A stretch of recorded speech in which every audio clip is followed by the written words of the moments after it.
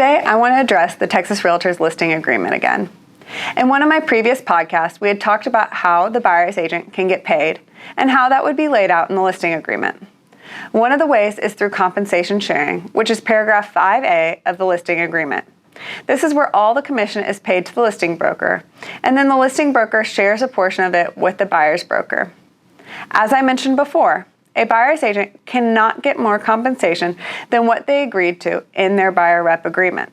So, even if the seller is willing to pay 3% commission, but the buyer rep agreement only has 2%, the buyer's broker can only receive 2% unless the buyer rep agreement is amended. Previously, I had suggested that when the buyer's agent cannot receive the amount the seller is willing to pay, then the balance of the total commission would accrue to the listing agent, meaning the listing agent would get the difference. However, the new forms that came out on August 23, 2024, made some revisions. The listing agreement now specifically states that if the broker does not pay the other broker that procures a buyer as specified in paragraph 5A2, broker's fee in this paragraph 5A1 will be reduced by any amount not paid to the other broker. So say that 5A1 of the listing agreement said 6%, and 5A2 had 3%, but the buyer's broker can only receive 2%. The amount in 5A1 is automatically reduced to 5%.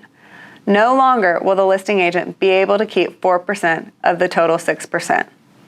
On the other hand, the listing agreement does provide in paragraph 5A4 that if the buyer is unrepresented, the broker will be able to retain the full amount of compensation in 5A1.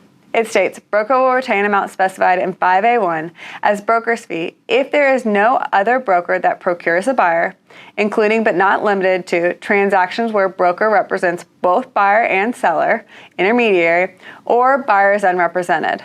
This acknowledges that where a buyer is unrepresented, the listing agent usually has to do more work to get the contract to closing.